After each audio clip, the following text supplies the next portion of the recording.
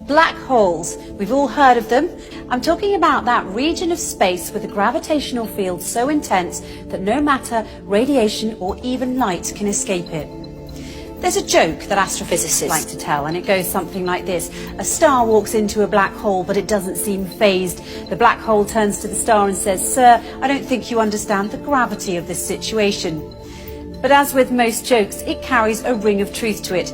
Until 2011, astrophysicists were not able to confidently report this phenomenon of stars falling into black holes, but now they can. And the total number of cases of stars falling into black holes reported until 2016 had been 3. Interestingly enough, although it's not an astrology book, there's an entire chapter in the Quran called The Star, and the first verse of that chapter is, "By the star when it falls." In this chapter, the Quran describes characteristics of a place so similar to what we now know as fitting the description of the black hole that it will send a shiver down your spine. In the Islamic faith, it is believed that God granted Prophet Muhammad a special trip to the heavens. This trip was miraculous, of course, as there was no technological way the Prophet could have taken such a journey at the time, seeing as how planes hadn't even been invented, let alone rocket ships.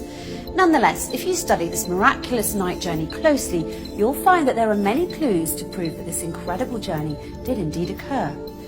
Not only that, where it took place turns out to be of great interest too, because astonishingly enough, the description of the area the Prophet ascended to matches the characteristics of what we now know about the black hole. So let's look at what we now know about the black hole through the recent discoveries of science and compare it to the mysterious area the Quran describes in its pages as part of this miraculous night journey the Prophet took.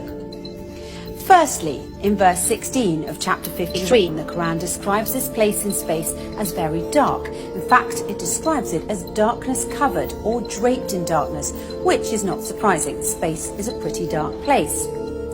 Even so, some areas are darker than others, but nothing is darker than a black hole, because black holes have such immense forces of gravity, nothing, not even light, can escape from them.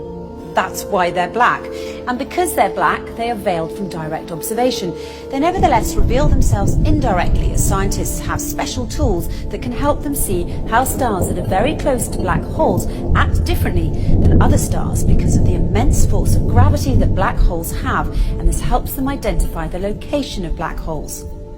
Secondly, according to the Quran, when ordinary people look at this dark area in space, they can't see it directly as their eyes bypass or surpass the boundary of this area, and they only see beyond it or around it. It's almost as if this area behaves as a lens. Science, it turns out, has a term for this. It's called gravitational lens. Let's take a closer look.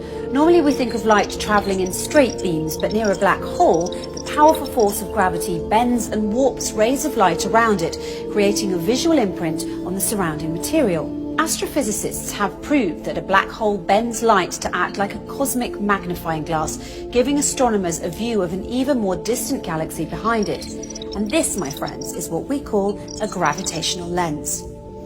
However, the Quran brings our attention to an interesting fact regarding this matter in verse 17 of chapter 53, when it says, "The eyesight of the Prophet Muhammad did not swerve, nor did it pass beyond the boundary. He certainly saw it as one of the greatest signs of his Lord." Could this verse be alluding to the fact that the Prophet Muhammad actually visited the black hole and looked at it directly? Thirdly, the Quran describes this area's shape, wide at the top with sloping sides and a narrow tube at the bottom, almost funnel-shaped. In verse 14 of chapter 53, when it says, "By the finite jujube tree," it is likened to the shape of a jujube tree, which fits the same description as the one I just mentioned. A black hole makes such a deep dent in space-time, and that's why it appears to look like a funnel. Despite the black hole's effects on the movement of matter and its tremendous suction power, the black hole's space-time dent remains hidden behind its event horizon, and it's always surrounded by an area which does not allow light to escape and therefore cannot be directly observed. And fourthly, once again, in verse 14 of chapter 53, by the finite jujube tree, the Quran reveals that this area is finite. So how does this claim stack up with the science?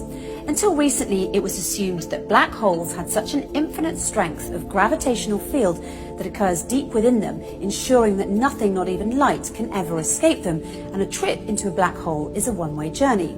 Once you cross the event horizon, the point at which light can't escape, there's no turning back. But researchers such as Georges Poulin, Rodolfo Gambini and Gerard Hooft have recently been able to prove otherwise and show that energy can escape black holes and that black holes are finite. This essentially means that black holes don't end in an infinite density, but rather act as a portal to another universe. The acclaimed British physicist Professor Stephen Hawking supports this claim and further suggested that there could be a way out of the black hole when he famously said, "If you feel you're in a black hole, don't give up. There's a way out. It might have a passage to another universe, but you couldn't come back to our universe. So although I'm keen on spaceflight, I'm not going to try that." In conclusion, the Quran swears by the star when it falls that the Prophet Muhammad travelled through space and reached an area which, according to the Quran, is one of God's greatest signs, an area that is much darker than its surroundings. This darkness hides its funnel jujube tree shape underneath, and no one can see this area directly as his or her eyesight will swerve and pass beyond its boundary. Finally, we're told that this area is finite and a portal to another universe. So it would seem that the Quran and astrophysicists agree, as the way in which the Quran describes this mysterious area matches what we now call the black hole. However, the Quran takes it one step further by asserting that it is, in fact, a portal to heaven, a claim which science has yet to prove. But if past experience is any indication, it's only a matter of time before science catches up to the scientific miracles already contained in the pages of the Quran.